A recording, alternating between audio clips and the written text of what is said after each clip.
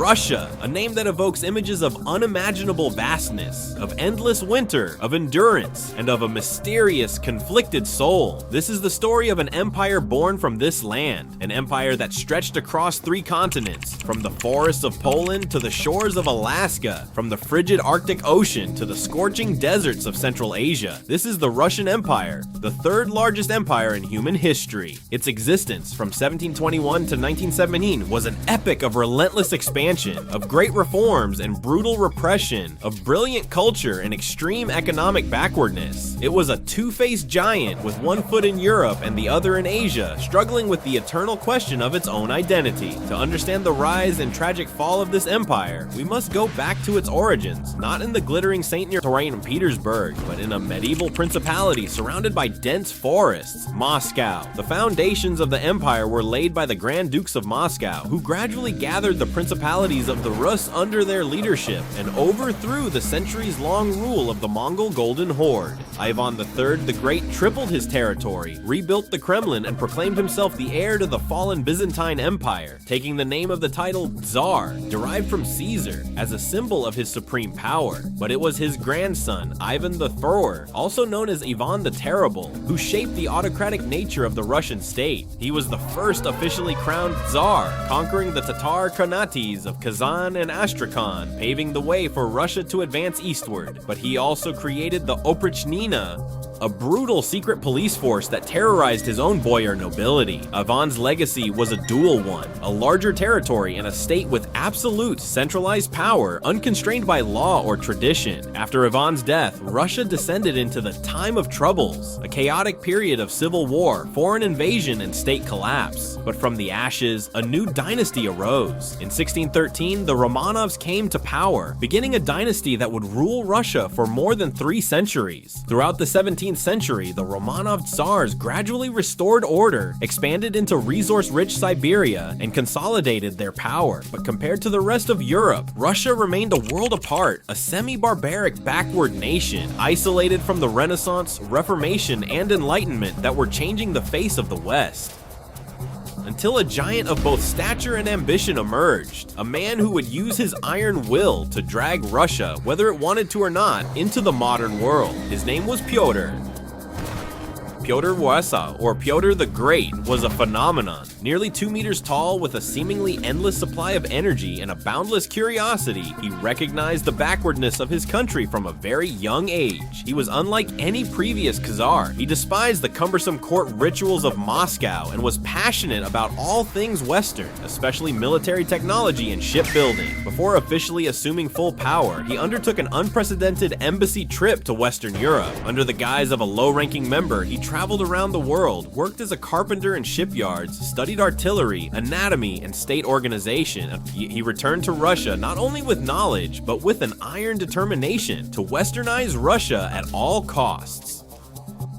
For Peter, westernization was not a cultural choice, but a vital necessity. He saw neighboring powers like Sweden and the Ottoman Empire, equipped and organized in the Western way, as an existential threat. To survive and expand, Russia must have a modern army and navy. And to have a modern army and navy, Russia needed a Western organized economy, administration, and society. Peter's Cultural Revolution was brutal and swift. He waged a war against what he considered antiquated traditions. Nobles were forced to shave their long beards, which they considered a symbol of the Orthodox faith, and to wear Western-style clothing. The Russian calendar was changed to follow the European Julian calendar. He established technical, scientific, and maritime schools, brought foreign experts into Russia, and sent thousands of young Russians to study abroad. He founded the Academy of Sciences and Russia's first newspaper. It was an attempt to change the soul of a nation by command. At the same time, he completely reorganized the state. The old Boyar Duma, Council of Nobles, was replaced by a 9-member executive senate. He created specialized ministries, collegiate, modeled on Sweden. He divided the country into new provinces and imposed a brutal poll tax system to finance his war machine. The Orthodox Church was also brought under state control through the establishment of the Holy Synod, a body headed by a secular official. The Russian autocracy became more efficient and powerful than ever, but the ultimate goal of all these reforms was war.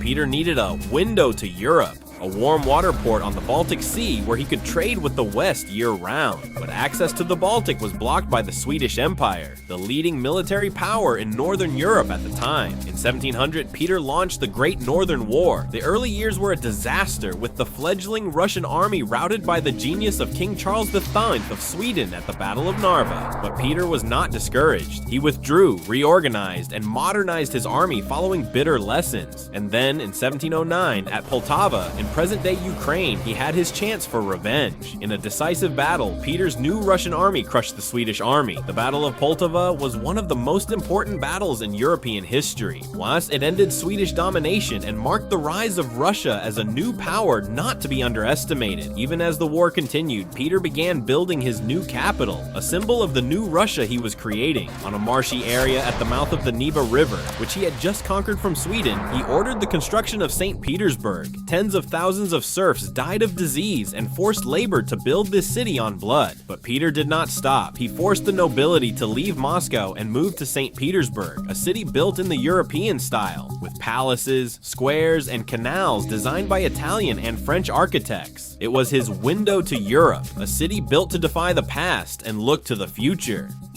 The Great Northern War ended in 1721 with the Treaty of Nystad. Russia had won the Baltic provinces of Estonia and Livonia, securing a strong position on the shores of the Baltic Sea. To commemorate this great victory, the Senate gave Peter the titles of Great, Father of the Fatherland, and most importantly, Imperator of all Russia. From this moment on, the Tsarist Russia officially became the Russian Empire. A new giant had stepped onto the European stage. Pyotr the Great died in 1725, leaving behind a huge legacy, but also an uncertain future. He changed Russia forever, but his reforms, implemented with force and brutality, did not take root in society. He also changed the law of succession, allowing the Tsar to choose his own successor, a decision that ushered in an era of instability, palace coups, and interference by the powerful imperial guard. For nearly 4 decades after Peter's death, the Russian throne was almost constantly in the hands of women: his wife, Ekaterina I, his granddaughter, Anna, and his daughter, Elizabeth. It was a time of great luxury, endless balls, and magnificent Baroque architecture. It seemed that the austerity of Peter's time had given way to a lavish indulgence. But behind the pomp, the imperial machine that Peter had created continued to operate and expand. Under Queen Anna, the influence of the Baltic German nobility, especially her lover, Ernst Johann von Biron, became dominant, but Russian foreign policy continued to be assertive. In the War of the Polish Succession, Russian troops intervened to install their own candidate on the throne, turning the once powerful Commonwealth of Poland and Lietuva into a Russian satellite state. In the south,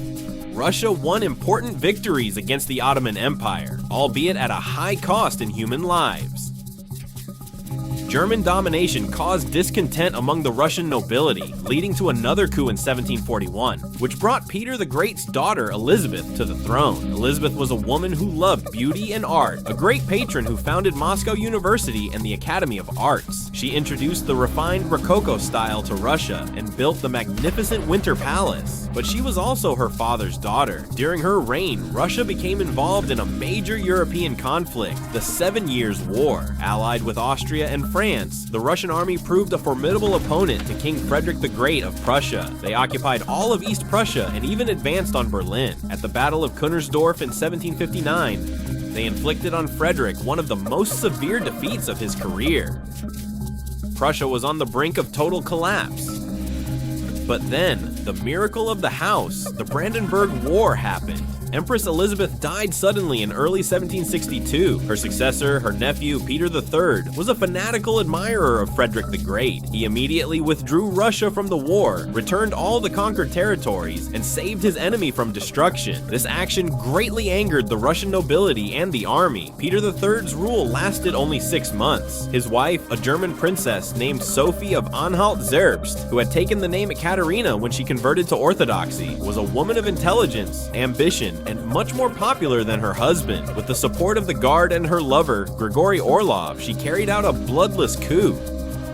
Peter III was deposed and assassinated a few days later. Ekaterina, a foreigner with no legal rights to the throne, became Empress of all Russia. She would be known as Catherine the Great.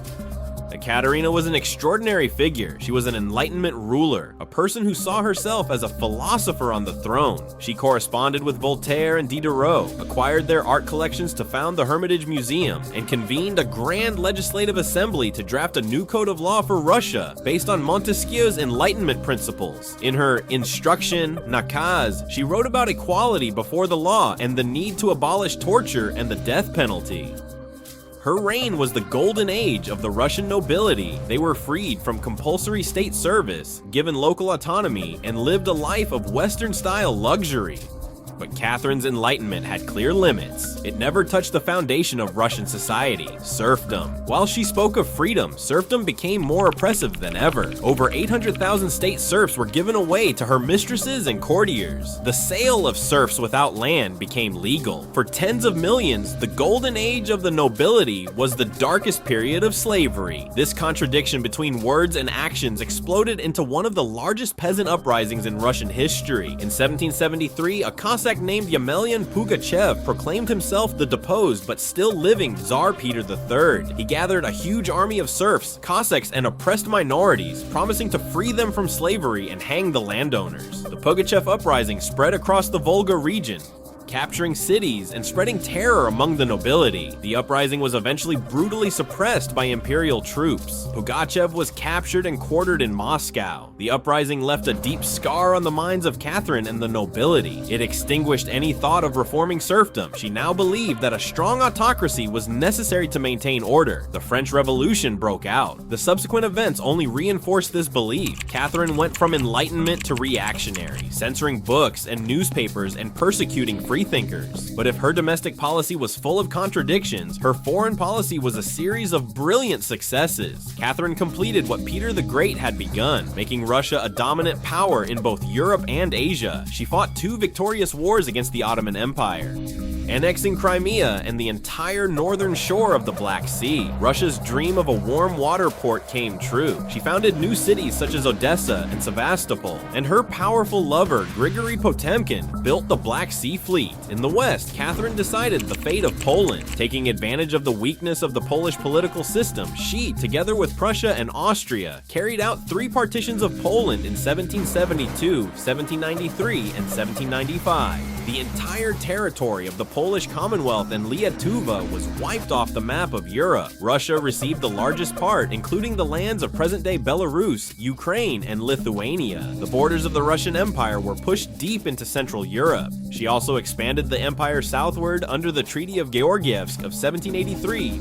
The Caucasus Kingdom of Georgia accepted to become a Russian protectorate to gain protection from Persia and the Ottoman Empire, which set the stage for Russia's eventual conquest of the entire Caucasus. When Catherine the Great died in 1796, she left behind an empire much larger and more powerful than when she ascended the throne. She continued Peter the Great's legacy, cementing Russia's position as an indispensable power in European affairs. But she also left behind an empire riddled with unresolved contradictions, a highly westernized elite, and a largely enslaved serf population, a powerful autocracy, and a society devoid of freedom. These contradictions would continue to fester and eventually explode, defining the tragic fate of the Romanov dynasty in the 19th century. As the 19th century approached, Europe lay in the shadow of one man, Napoleon Bonaparte, and on the continent's grand chessboard there was only one opponent left who could challenge him on land, the Russian Empire. The ruler of Russia at the time was Alexander III, grandson of Catherine the Great. Alexander was a complex figure, a strange blend of Enlightenment idealism and religious mysticism, reformist aspirations, and authoritarian instincts. The relationship between Alexander and Napoleon is one of the most fascinating stories of all time. It began with a confrontation that led to Russia's crushing defeat at Austerlitz. Then came a sudden truce with the Treaty of Tilsit in 1807, where the 2 emperors met on a raft in the middle of the Niemen River and divided their influence in Europe. But this fragile alliance could not last. Napoleon's expansionism, His creation of the Grand Duchy of Warsaw on Russia's border, and especially the continental blockade designed to strangle Britain economically, were against Russia's vital interests. A final confrontation was inevitable. In June 1812, Napoleon launched the biggest gamble of his career, the invasion of Russia. With over 600,000 troops from all over Europe, he believed he could strike a swift, decisive blow that would force the Tsar to sue for peace. But he failed. Not understanding Russia, not understanding the vast spaces, the harsh winters, and the indomitable patriotism of the Russian people. Faced with the massive invading force, the Russian army, under Barclay de Tolly and then Mikhail Kutuzov, adopted a ruthless but effective strategy: retreat and scorched earth. They abandoned territory, burning fields and villages, leaving the French a desolate wasteland without food. The Grande Armée was drawn deeper into Russian territory, its supply lines becoming longer and more tenuous. At Borodino, just outside Moscow, the two armies finally faced off in a horrific battle. More than 250,000 men were involved, and nearly a third of them were killed or wounded in a single day. It was a Pyrrhic victory for Napoleon. He had captured the battlefield, but the Russian army was not completely destroyed. A few days later, he entered Moscow, hoping to receive the Tsar's surrender, but he found only a ghost town, abandoned and soon burning fiercely in a great fire, probably caused by the Russians themselves. Sitting in the ashes of Moscow, without provisions, without shelter for the approaching winter, and without a word from the Tsar, Napoleon realized that he was lost. The disastrous retreat began. Hit by the harsh Russian winter earlier than usual, harassed relentlessly by Cossack cavalry and peasant guerrilla bands, the Grande Armée disintegrated. Hunger, cold, and disease killed more men than guns. Of the more than 600,000 men who had entered Russia, only tens of thousands survived beyond the border. The disaster of 1812 was the beginning of Napoleon's downfall. The Russian army, not stopping at the border, pursued the remnants of his army into Central and Western Europe, liberating the occupied countries. In 1814, Alexander the First, who had been humiliated at Tilsit, now entered Paris as savior of Europe. At the Congress of Vienna in 1815, he played a central role in redrawing the map of post-Napoleonic Europe. Russia had captured much of the Grand Duchy of Warsaw, creating a constitutional kingdom of Poland, with the Russian Tsar as King of Poland. The Russian Empire had reached the height of its international power and prestige. But this great victory left a complex internal legacy. Thousands of Russian officers and soldiers marching across Europe were exposed for the first time to Western liberal ideas, to the concepts of constitutions, citizenship, and republicanism. When they returned to autocratic and backward Russia, they brought with them the seeds of discontent. They formed secret societies, discussed the abolition of serfdom and the establishment of a constitutional monarchy. Their opportunity came in December 1825, when Tsar Alexander I suddenly died without a son. In the chaos of the succession crisis, a group of aristocratic officers, known as the Decembrists, attempted a military coup. They rallied their soldiers on Senate Square, calling for a constitution and Constantine, Alexander's brother, whom they hoped would be a reform-minded king. But the uprising was poorly organized, lacked widespread support, and was quickly and brutally suppressed by the true successor, Alexander's younger brother, Nicholas I. The December uprising failed, but it left an indelible mark. The rebels became the first martyrs of the Russian revolutionary movement, and for the new Tsar, Nicholas III, it was a psychological shock that defined his entire reign. He saw himself as God-ordained to protect Russia from the infection of liberalism and revolution. Nicholas III's reign was an era of stagnation and repression. He abandoned all attempts at reform and consolidated autocracy to the extreme. The official doctrine of his reign was orthodoxy, autocracy, and nation. All forms of dissent were suppressed. Censorship was tightened. Universities were closely monitored. The Third Council of the Imperial Chancellery, a powerful political police, was created with a network of spies and secret agents everywhere. Hundreds of thousands of people were deported to labor camps. Katorga in Siberia. On the international stage, Nicholas III played the role of policeman of Europe, ready to intervene to suppress revolutionary movements. He brutally suppressed the Polish uprising of 1830-1831, abolishing the autonomy of the Kingdom of Poland. He helped the Austrian Empire suppress the Hungarian Revolution of 1849. But beneath the surface of seemingly unshakable stability and military power, Russia was falling further and further behind. While Western Europe was experiencing the Industrial Revolution, with its booming railways, factories, and middle class, the Russian economy remained tethered to ancient serfdom. The rigidity of the regime held back all development. The illusion of Russian military power, built up by the victory of 1812, was about to be shattered by bitter reality. That test came in the form of the Crimean War, 1853-1856. The conflict, which originated over disputes over the holy places in Palestine, saw Russia confront a coalition of the Ottoman Empire, Britain, and France. Cut off from sea routes, with an army equipped with smoothbore muskets against the enemy's rifled rifles, and with a weak logistics system, Russia suffered a humiliating defeat on its own turf. The siege and the fall of the Sevastopol naval base in Crimea exposed the empire's full technological and economic backwardness. The savior of Europe had now become a colossus with feet of clay. In the midst of the war, Nicholas I died, leaving his son, Alexander II, an empire in deep crisis, one that had to reform or die.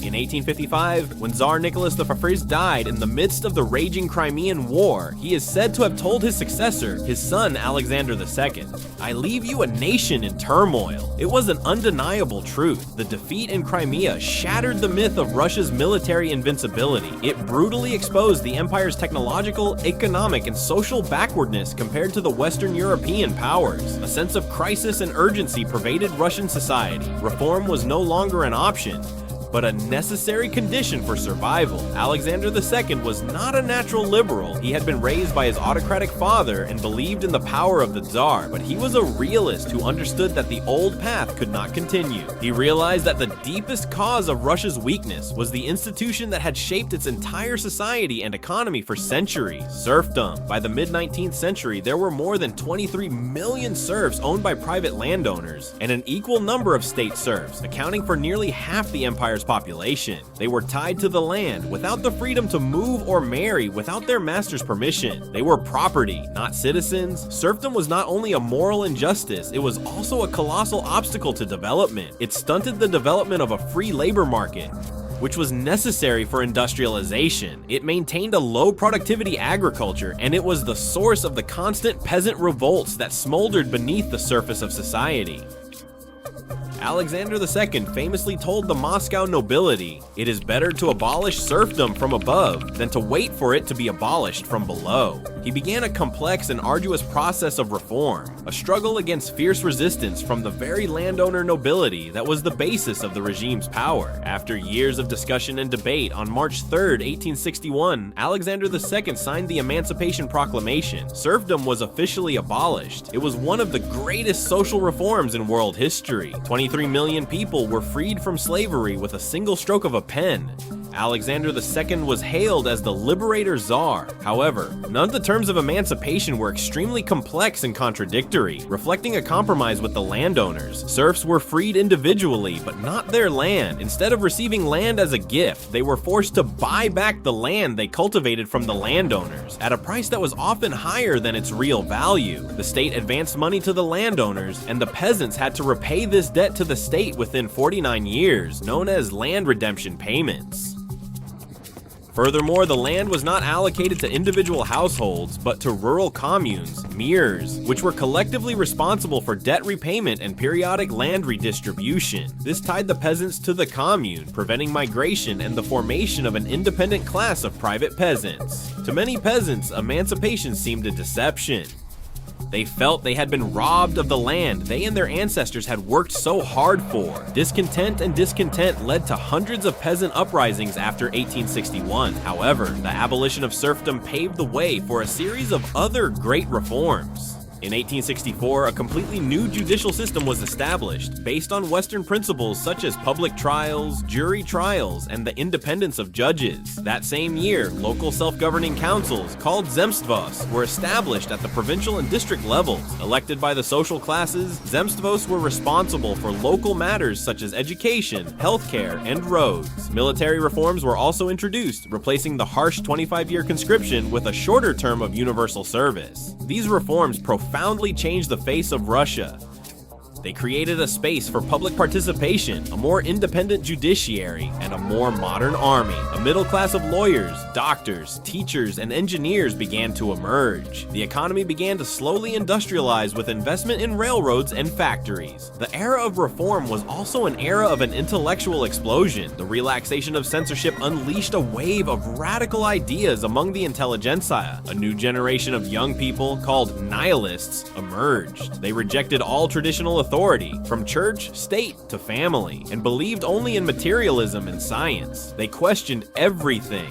From nihilism, a new movement was born, Narodnichestvo. The populists, mainly aristocratic and middle-class students, felt guilty about their privileges and worshipped the Russian peasant as the embodiment of a socialist utopia. In the March to the Masses of 1874, thousands of young people left the cities for the villages, dressed as peasants, trying to spread revolutionary ideas, but their efforts failed miserably. The peasants, conservative and religious, did not understand and were suspicious of them, often handing them over to the police. The failure of the peace movement pushed a section of the populace to the path of violence. They believed that if they could not create a revolution from below, they would have to attack the heart of the autocracy from above. A small but extremely disciplined terrorist organization, Narodnaya Volya, Will of the People, was formed. And their goal was clear: to assassinate Tsar Alexander II. They believed that killing the Tsar would bring down the entire system and spark a popular uprising. A relentless hunt began. For nearly 2 years, they carried out a series of increasingly daring assassinations. They blew up the Tsar's railway tracks. They planted a huge bomb directly under the dining room of the Winter Palace, killing dozens of soldiers. But the Tsar arrived late and escaped. In response, the Tsar gave quasi-dictatorial powers to a general, Loris Melikov, who combined harsh repression with political concessions. He proposed a plan to create advisory committees with elected representatives from the Zemstvo, a small step towards a constitutional monarchy. Ironically, on the morning of March 13, 1881, Alexander II signed off on the plan. A few hours later, while on his way back to the palace, his carriage was attacked by terrorists. The first bomb damaged the carriage but did not injure him. Instead of staying in the safety of his carriage, the Tsar stepped out. At that moment, a second terrorist threw another bomb right at his feet. The Tsar Liberator, who had freed 23 million serfs, was brutally murdered by the very people who proclaimed themselves to be fighting for the freedom of the people. Therein lay the tragedy of Russia. The era of the Great Reforms ended in blood. The assassination of Alexander II was not just the death of a man, it was the death of an era. The era of the Great Reforms, with its hopes of a peaceful transformation of Russia, ended in the explosion of a terrorist bomb. For his successor, his son Alexander III, the lesson of this tragedy was absolutely clear. Reforms and concessions only lead to chaos and revolution. The only answer to the threat from below is an iron fist from above. Alexander III was the complete opposite of his father. He was not a reformer, but a radical reactionary. He was a physical giant, able to bend a horse's hoof with his bare hands, and he had an unshakable faith in the power of Russian autocracy. He hated Western liberal ideas, and believed that Russia could only be saved by returning to the traditional values set forth by his father, Nicholas I: orthodoxy, autocracy, and nationhood. The guiding spirit of this reactionary dynasty was Konstantin Pobedonostsev, a former tutor of Alexander III and chief supervisor of the Holy Synod. Pobedonostsev was a brilliant conservative thinker who hated democracy, parliamentarism, freedom of the press, and universal education. He called them the great lie of our time. Under his influence, Alexander III quickly reversed many of his father's reforms.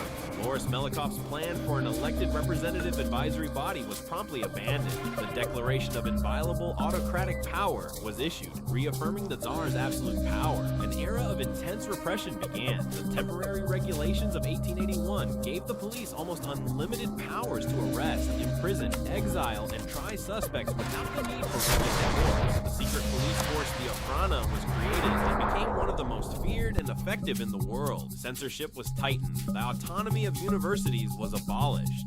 The role of the Zemstvo and city dumai was curtailed, and electoral laws were amended to strengthen the power of the nobility. This reactionary policy was accompanied by a brutal Russification campaign, which aimed to impose Russian language, religion, and culture on the empire's ethnic minorities. The autonomy of Finland and the Baltic provinces was eroded. In Poland, the teaching of Polish was banned, but the most brutally targeted were the empire's more than 5 million Jews. Seen as aliens and the source of revolutionary ideas, they were scapegoated. A wave of pogroms, secretly encouraged by the government, swept through the southwestern regions of the empire. The May Laws of 1882 imposed harsh restrictions on Jews, banning them from living in the countryside, limiting their ability to attend university and practice their professions. This state-level anti-Semitism triggered a massive emigration, with over 2 million Jews leaving Russia, mainly to the United States, and also sowed the seeds of Zionism and the involvement of many young Jews in revolutionary movements. Ironically, while the reign of Alexander III was a step backward politically, it was a huge step forward economically. Realizing that the military strength of a modern state depended on its industrial base, the government embarked on a vigorous program of industrialization from above. The main driving force behind this great leap forward was Sergei Witte, finance minister from 1892.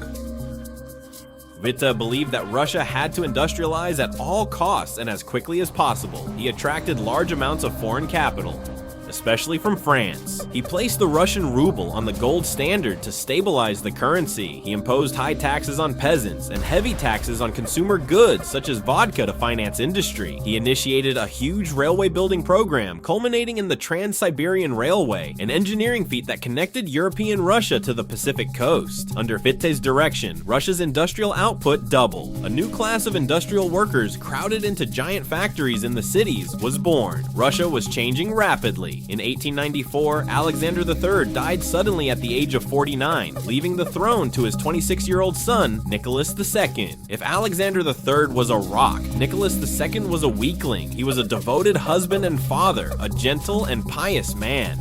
But he was completely unprepared to rule a vast and volatile empire like Russia. He believed in his autocratic power as a divine mission, but lacked his father's will, vision, and determination to carry it out. He was often influenced by conservative advisors, and especially by his wife, the Empress Alexandra, a strong-willed German princess who knew nothing about Russia. When he ascended the throne, Nicholas II dashed any hope of change by declaring that he would maintain the autocratic principle as firmly as his father, but he did not realize that Russian society had changed.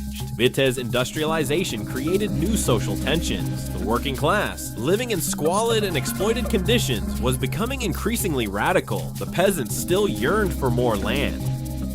And the repressed intelligentsia was increasingly attracted to a new, powerful, and seemingly scientific ideology, Marxism. In 1898, the Russian Social Democratic Labor Party was founded. In 1903, at its second Congress in London, the party split into two rival factions. The Mensheviks, minority, believed in a gradual revolution following the stages of Marxism. The Bolsheviks, the majority, led by a hard-nosed and disciplined revolutionary named Vladimir Lenin, believed in forming a vanguard party of professional revolutionaries to seize power by force at the first opportunity. Faced with growing unrest at home, some of the Tsars' advisors proposed a classic solution: a small, victorious war to stir up patriotism and distract public attention. The chosen target was an emerging power in the Far East, Japan.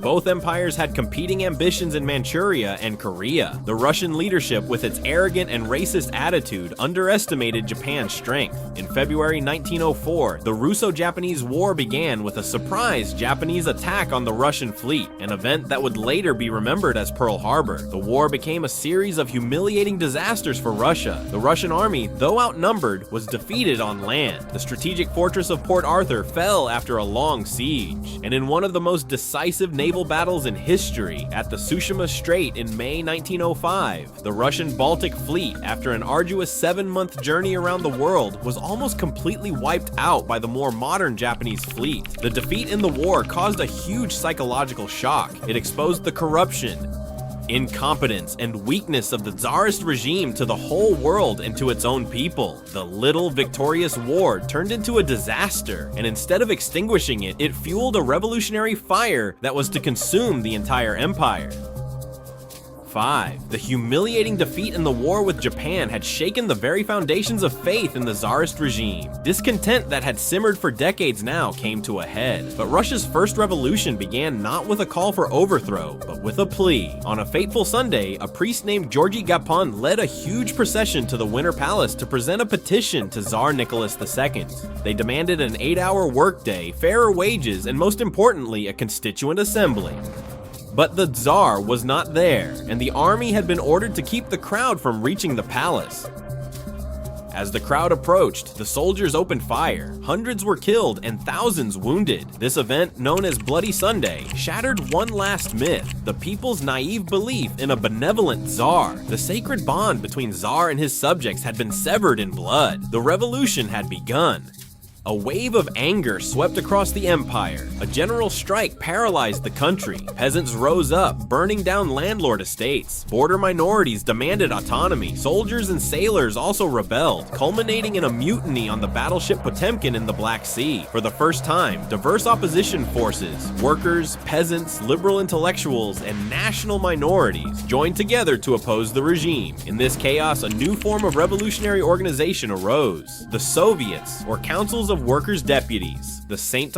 Petersburg Soviet, led by Leon Trotsky, became a parallel revolutionary government, challenging the power of the state. The empire was on the brink of collapse. Sergei Witte, who had just negotiated a relatively favorable peace treaty with Japan, urged the Tsar that he had only two options: to establish a brutal military dictatorship or to enact significant political reforms. Backed into a corner, Nicholas II reluctantly chose the latter. In October 1905, he issued the October Manifesto. It promised basic civil liberties: freedom of speech, assembly and association, and, most importantly, the establishment of an elected parliament, the State Duma, without whose approval no law could be passed. The manifesto succeeded in splitting the opposition. The moderate liberals, now forming the Constitutional Democratic Party, Cadet, were pleased.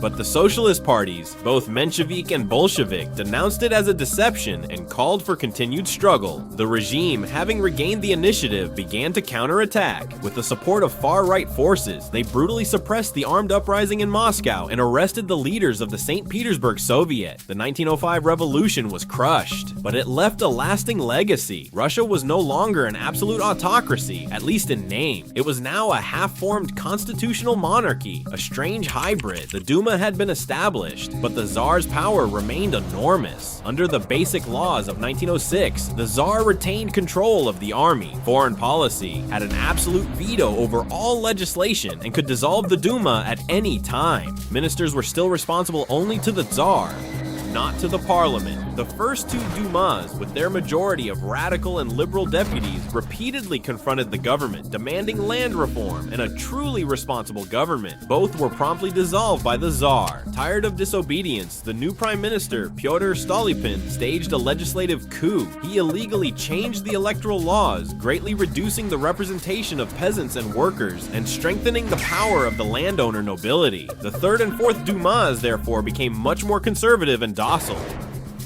Pyotr Stolypin was the last great political figure of the Russian Empire. He was a man of two faces, a brutal repressor and a daring reformer. He used field military tribunals to hang thousands of suspected revolutionaries. The noose was ironically called the Stolypin tie. But at the same time, he also realized that repression alone was not enough. He believed that to save the regime, it was necessary to create a class of private, wealthy, conservative peasants who would become a bulwark against revolution. Stolypin's agrarian reform was a gamble on the strong and sober. It allowed peasants to withdraw from the commune, merging their small plots of land into a single private farm. Millions of households did so, bringing about a profound change in the Russian countryside. But his reform needed time. In his words, 20 years of peace. But Russia did not have those 20 years. In 1911, Stolypin himself was assassinated by a double revolutionary in a Kiev theater. With him, the last hope of peaceful reform from above died. The years following Stolypin's death were a strange period of political stagnation, but economic and cultural boom. Industry continued to develop at breakneck speed. Russia experienced a silver age in the arts, with names like Stravinsky in music, Diaghilev in ballet, and Kandinsky in painting. But politically, the regime became increasingly sclerotic and discredited. The influence of a mysterious and scandalous figure, Grigory Rasputin, grew at court. Rasputin, a peasant saint from Siberia, had won the absolute trust of Empress Alexandra because of his apparent ability to alleviate Tsarevich Alexei's hemophilia. His influence over political decisions, especially the appointment of ministers, caused a huge scandal, eroding the dynasty's credibility in the eyes of the public and the elite. But the regime seemed to be rotting from within. In 1914, Russia was still a giant mass of contradictions, a military power with a rapidly growing industry, but still an overwhelmingly agrarian society with unresolved tensions, a vibrant culture, and a rigid backward political system, a vast multi-ethnic empire ruled by an increasingly isolated autocracy. And then came the Sarajevo crisis. Caught in a web of alliances and a wave of patriotic pan-Slavism, Nicholas II led Russia into World War I. Initially, the decision was greeted with an explosion of patriotism. Strikes ended. The Duma voted for a war budget. The name of the capital, St. Petersburg, sounding too German, was changed to Petrograd. It seemed that the war had united the Tsar and his people, but that unity was an illusion. This war would not be a small, victorious war. It would be a terrible ordeal that the rotten Romanov autocracy could not withstand. The second storm, one that would wipe out the entire old world, was approaching. In August 1914, the Russian Empire entered the Great War with a surge of patriotism. Tsar Nicholas II, appearing before crowds at the Winter Palace, was greeted as a savior, a protector of his Slavic brothers in Serbia. All political divisions seemed to have been erased. Even the revolutionaries called for a temporary suspension of the struggle to defend the fatherland. The giant Russian military machine, the steamroller as the Allies called it, began to move. Initially, it achieved considerable success. In the southwest, the Russians routed the Austro-Hungarians, occupied Galicia, and advanced deep into the foothills of the Carpathians. To relieve the pressure on their ally France, which was under heavy attack on the Western Front, the Russians also launched an early offensive into German East Prussia. But it was here that the fatal weaknesses of the Russian military machine were exposed. The two Russian armies, due to rival generals and poor communications, they often sent orders by radio without encryption, were unable to coordinate. At Tannenberg and the Masurian Lakes, the Germans, though outnumbered but skillfully commanded by Hindenburg and Ludendorff, surrounded and almost completely wiped out one of the two armies. The defeat at Tannenberg was a crushing blow, but it was only the beginning of the trials to come. 1915 was a disastrous year. Germany and Austria-Hungary concentrated their forces in the east and launched a massive offensive. The Russian army, severely short of guns, shells, and even boots, was defeated on all fronts. They lost all of Poland, Lithuania, and a large part of Latvia. More than 1 million Russian soldiers were taken prisoner. The Great Retreat exposed the incompetence of Russian military leadership and the inability of Russian industry to meet the demands of modern warfare. In this crisis, Tsar Nicholas II made a disastrous decision. In September 1915, he dismissed his uncle, Grand Duke Nikolai Nikolaevich, and took over as supreme commander of the army himself. He left Petrograd for frontline headquarters at Mogilev. This move, intended to boost the morale of the troops, had two disastrous consequences. First, it directly linked the Tsar's personal fate to every subsequent military defeat. Second, it left power in the capital in the hands of a person whom all of Russia hated and distrusted, Empress Alexandra. Isolated, unpopular because of her German ancestry, and haunted by the illness of Tsarevich Alexei, Empress Alexandra increasingly relied on the advice of Grigory Rasputin. Our friend, as she called him, interfered in all state affairs. Competent ministers were dismissed and replaced by incompetent ones nominated by Rasputin. The government was in chaos, constantly changing personnel, a condition known as ministerial fever. Rumors of the relationship between the Empress and Rasputin, that they were German spies, spread throughout the country. The prestige of the Romanov dynasty had completely collapsed, not only among the common people, but also among the nobility and the army. By the end of 1916, discontent had reached its peak. A group of conservative nobles, including the Tsar's nephew, decided that to save the monarchy, they had to get rid of Rasputin. They lured him into an elaborate assassination, poisoned him, shot him several times, and finally threw his body into an icy river. But Rasputin's death was too late. It could not save a regime that was rotten from within. That winter was particularly harsh. The war had devastated the Russian economy. The railway system had collapsed, unable to transport enough food and fuel to the cities. Inflation was running high. In Petrograd, factories were closing. Thousands of workers were unemployed. Famine was approaching. People's patience was exhausted. The atmosphere was as tense as a powder keg, and the fuse was lit by women. On February 23rd, 1917, according to the old Russian calendar, March 8th by the international calendar, International Women's Day, thousands of female textile workers took to the streets of Petrograd to demonstrate, not with political slogans, but with a simple demand: bread. Their demonstration quickly spread, attracting hundreds of thousands of other striking workers. The February Revolution had begun. Within days, the Tsar's government had collapsed. The decisive factor was the betrayal of the army. When ordered to suppress the uprising, the soldiers, who were also war-weary peasants and workers, refused to obey. They shot their officers and joined the revolutionary mob, handing them over their guns. The capital was completely in the hands of the rebels. The Duma, which the Tsar had ignored, formed a provisional government. At the same time, the Petrograd Soviet of Workers' and Soldiers' Deputies was re-established, creating a state of dual power that was very unstable. At headquarters in Mogilev, Tsar Nicholas II was completely isolated and out of the loop. When he tried to return to the capital, his train was stopped. His most trusted generals came to him and told him that to save the army and Russia from civil war, he must abdicate. Having lost the last of his support, Nicholas II agreed. On March 2nd, 1917, the 304-year-old Romanov dynasty came to an undramatic end. Nicholas II abdicated, not in his own name, but in the name of his ailing son, Tsarevich Alexei, and handed the throne to his younger brother, Grand Duke Michael. But Michael wisely refused. The Russian Empire had ceased to exist. It had been replaced by a fledgling Russian Republic. But the collapse of the autocracy did not bring peace and stability. The provisional government, led by liberals, made a fatal mistake. It decided to continue fighting. Meanwhile, in Switzerland, Vladimir Lenin, leader of the Bolsheviks, was preparing for his return, aided by the Germans themselves, who hoped he would cause chaos and pull Russia out of the war.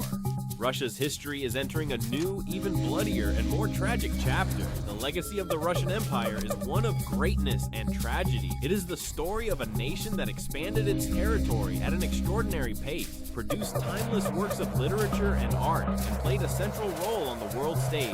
But it is also the story of an autocracy that refused radical reform, maintained an unjust social system, and ultimately collapsed under the weight of its own internal contradictions and the ravages of modern warfare. From its ashes, a new empire, a new ideology will rise, promising a paradise for workers but creating one of the most brutal totalitarian regimes in history. The story of the Tsarist Empire is over, but its shadow still lingers over the 20th century and our world today. The story of the Russian Empire is one of a constant struggle between the desire to become a European power and the deep-rooted tradition of Asian despotism. Was this internal contradiction the empire's greatest strength or its fatal flaw? We would love to read your analysis in the comments. Please share this video to spread the knowledge and subscribe to become part of our history-loving community. Your support is invaluable. Goodbye and see you soon.